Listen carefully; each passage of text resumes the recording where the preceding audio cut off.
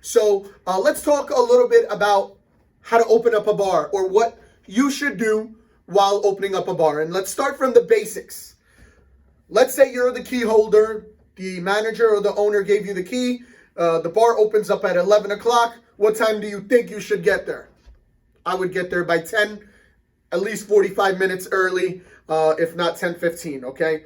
Get there by 10:15. I open the door. What's the first thing I should be doing?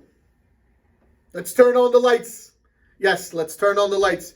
Trust me, I've seen some bartenders that are in there working and the lights are not even on because they're like, I'm new here, I don't know where the light switches are. So you're just going to basically sit there and not even open up the lights. So turn on the lights.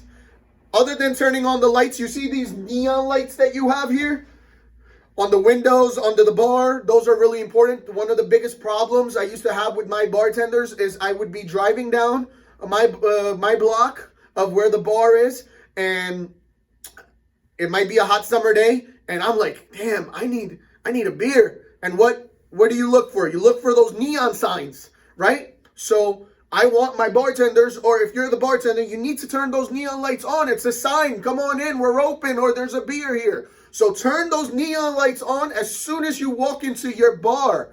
Turn the lights on, neon lights on, turn those on. The second thing you should be doing is checking the temperature of the place. If it's freaking cold in there, turn the heat on. And if it's really hot in there, turn the AC on. If it's not comfortable, the customers are not going to sit there.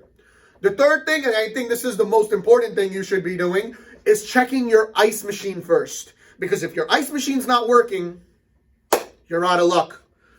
You basically can't make any cocktails. So if your ice machine's not working, you got to figure something out about the ice machine. So you get your ice machine and you stock up your ice in your section.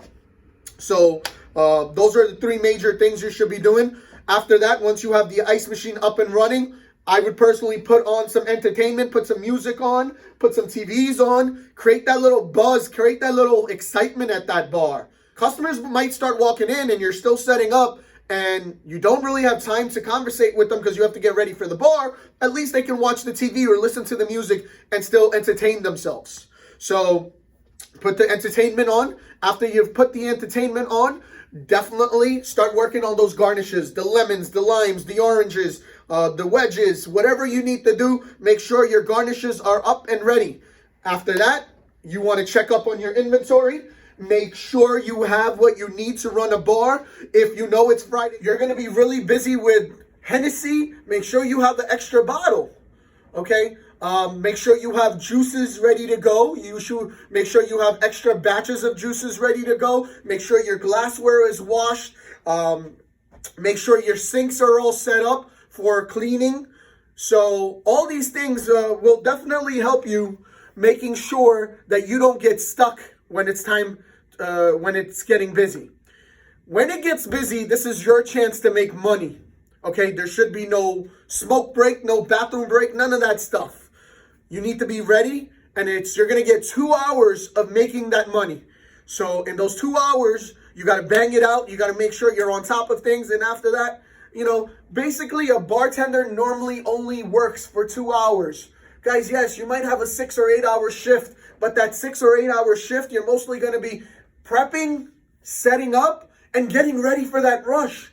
So you want to make sure you're ready to bang out for that rush. So after you have your bar all set up, the next thing and the most important thing you have to do is check your register. You have to make sure the register is right.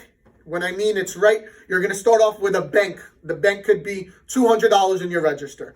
You make sure there's $200 in your register. You make sure the register says 0. There's no sales before you, or it's all cleared out. Because at the end of the night, after you make X amount of money, let's say you made $1,000 for the register.